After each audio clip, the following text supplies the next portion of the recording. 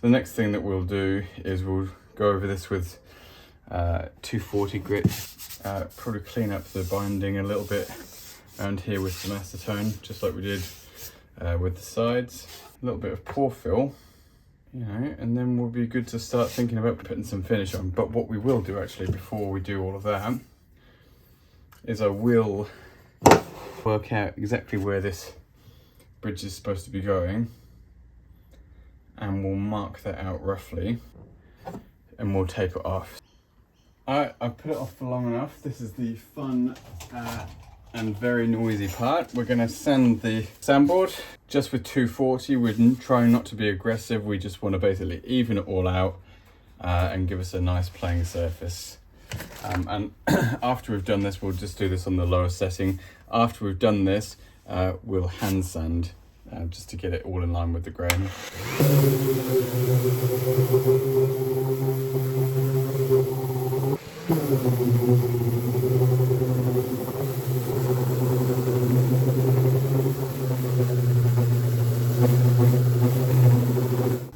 Let's give this a wipe down now just to see what the wood's doing. There's just a bit of unevenness here in the colour of the wood. I'm not too worried about that one. I'm more worried about this.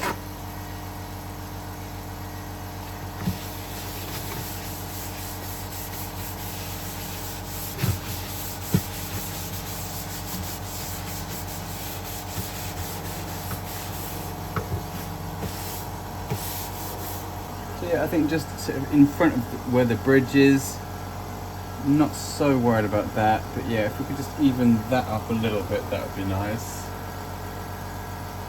So off camera, because I thought it would be a massively boring process for you to watch, what we've done is I've got this sort of 40-inch rule, and I've referred to the StewMac fret position calculator, which is an incredibly useful resource, and sort of typed in 25.4 inches scale acoustic guitar, and it has informed me that the treble string needs to be at 25.4 something, and the bass string needs to be at almost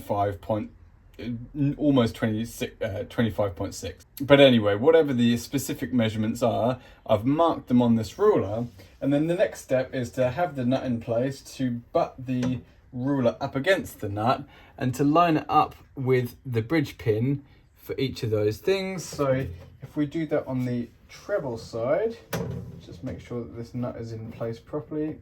That's good. On the treble side, I don't know if you'll see it, but the middle of the saddle slot is right in line with this one here, which is perfect. And then we do the same, just making sure that the edge of the ruler is in line with the bass string here, and we line that up with the bass pin, and again we're absolutely bang on. So I've marked all that out.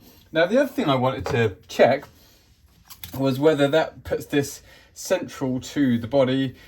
So I put my ruler against the bridge here, being careful not to move it out of place, and just by happenstance the corner of the bridge comes to 100 mil from the edge of the guitar. And if we put this over here, we'll just sort of start at 100, then the corner, the edge of the guitar sits at 200. So it's sitting central this way, it's aligned this way.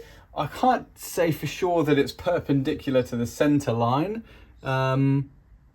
Not that that's particularly relevant, but you know, we want to make sure it doesn't look awkward.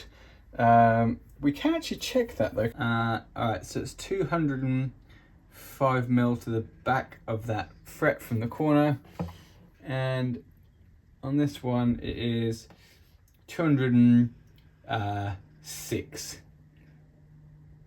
206. So it's 1 mil kinks that way. I'd rather have it, you know, 1 mil off, but intonated than perfectly perpendicular, and you know the playing is off. We'll stick the straight edge along here, this time without the bridge in place, and I'll go right in here. Now I'm going really light with the pencil, because the last thing I want to do is put a big pencil line into my spruce. And spruce, as we all know, is very soft. Okay. I mean, you can actually see from these holes how far they are off. That's that string. All right. That is not bad. It needs to come ever so slightly over to this side.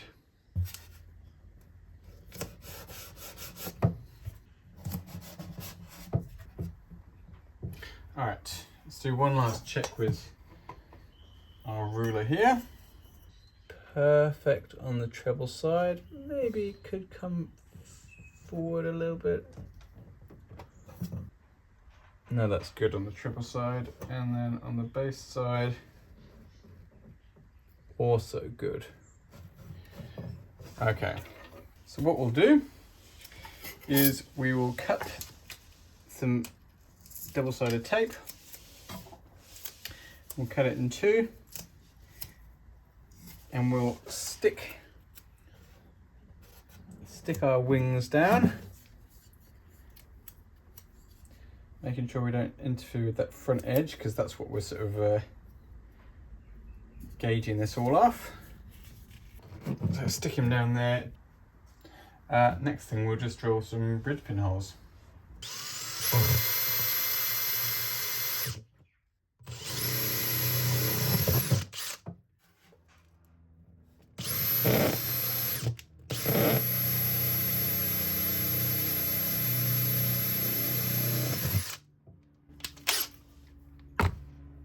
We've now drilled that 3/16 hole, so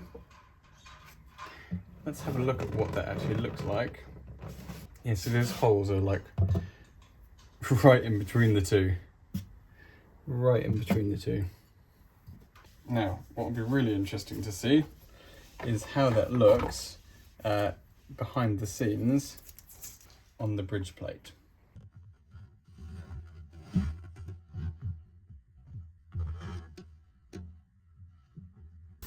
So I've given us a good sand with some 240 grit. I did it off camera because, you know, there's only so much sanding that you can watch. And I've cleaned up these bindings as much as possible so that they don't have any sort of rosewood stains on it. It's a super oily wood even after all these years. Probably have to give the bindings a little once over again. Other thing that I did was sanded this guy down. You could just sort of feel it with your hands, this center strip. And wipe that down with acetone just to get that nice and clean. And what I'm going to do next is seal the whole body with some nice golden shellac. And the reasons for that are, number one, we're going to use it as a grain filler anyway. But I want to sort of seal the guitar so things like this center strip and the binding, you know, don't get sort of adversely affected by the grain filling process. We can keep them nice and clean. But also it'll give the guitar a nice golden hue. You know, we run the risk of it looking absolutely brand new because we've, you know, gone down to bare wood and nice clean binding. We want to give it a little bit of patina, and shellac, I feel, is really good with that. All right, here goes everything. We're just gonna shake up this shellac. Don't ask me what cut it was because my scales failed at the absolute critical juncture, unfortunately. This syringe is terrible. All right, we're just gonna have to go with it.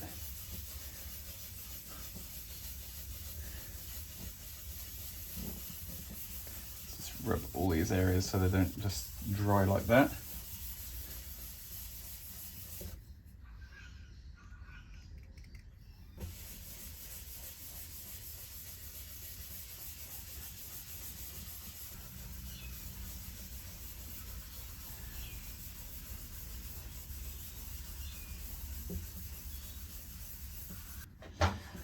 I'm just going to, because we're not polishing here, I'm just going to sort of run some nice long strokes down the length of the grain. Just trying to avoid it being streaky.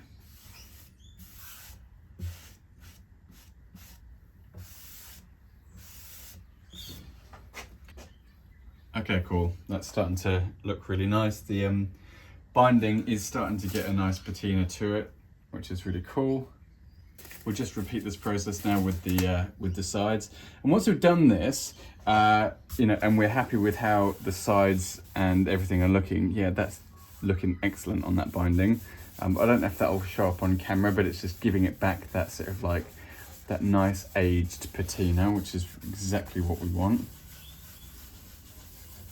And so once we've done all this, what we're going to do is we're going to do the grain filling, and to do that we're going to thin our shellac way down and rub in some sawdust. Through the wonder of shellac, that's basically already finished, already dry, should I say. Just again 240 grit. I'm just going to cover my watch here because I don't want to scratch anything with that. Just a quick wipe of acetone just to get any oils and stuff out of it. Clean the binding up around here. I'm just going to water this this cut of shellac down because I think it's a bit strong for what we need, especially on this top. I don't want to darken it too much. Now this is golden shellac, I'm not using blonde shellac, and this was by intention. I just wanted to age the finish slightly, but in a organic-ish way.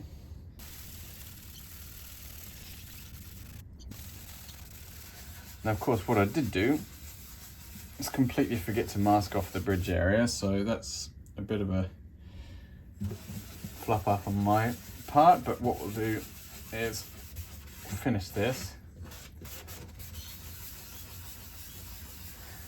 and then we'll mask it off.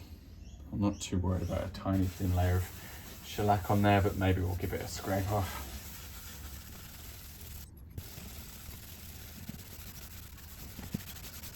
So I'm just trying to do a bit of a figure of 8 pattern here to avoid this stopping and starting motion.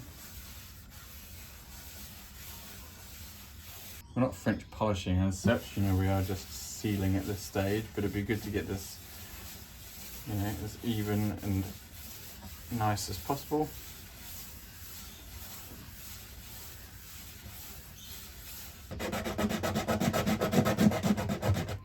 I'm just wiping some of this excess shellac off here.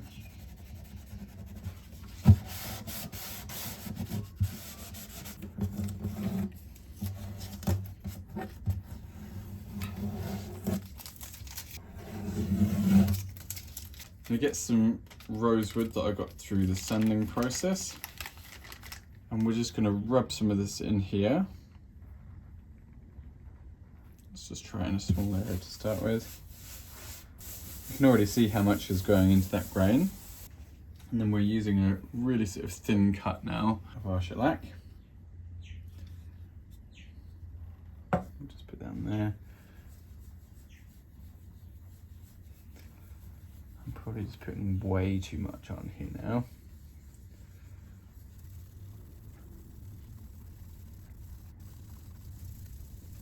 So this could be disastrous, but wonder what happens when we sprinkle this on some of the wet stuff. Does it make a nice slurry? Sort of.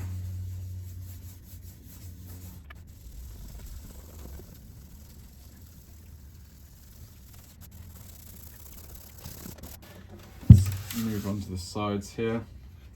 Let's try not to get it all over this binding, but I think we will just have to acetone it just to clean it all off again.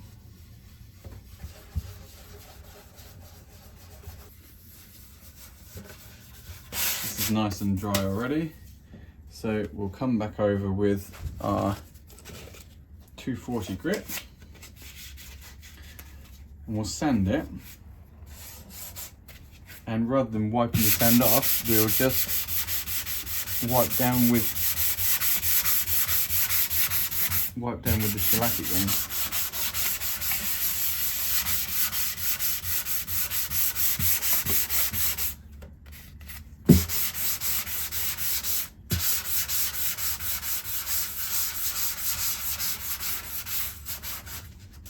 And just use a nice circular motion to get it right in that grain.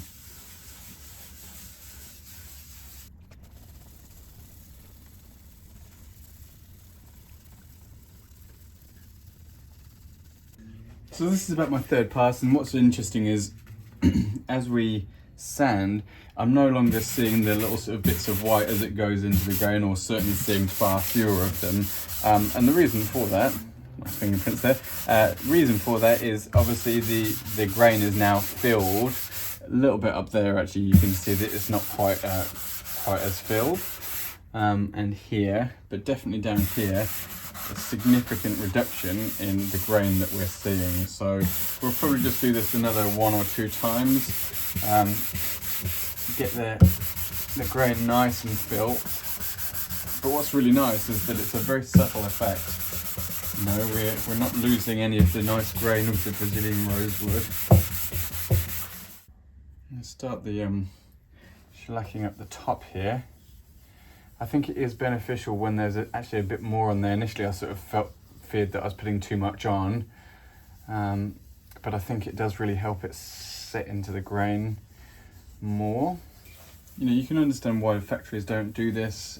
It does require more passes. You know, if you've ever seen the sort of Gibson factory doing grain fills, there's one particular video I saw where they were grain filling SGs and it's wipe and done basically. So you can understand why when time is money. I'm actually keeping the same piece of sandpaper because first of all we don't need or want it to be particularly aggressive, but also it retains all of that nice sawdust that we require to fill the grain.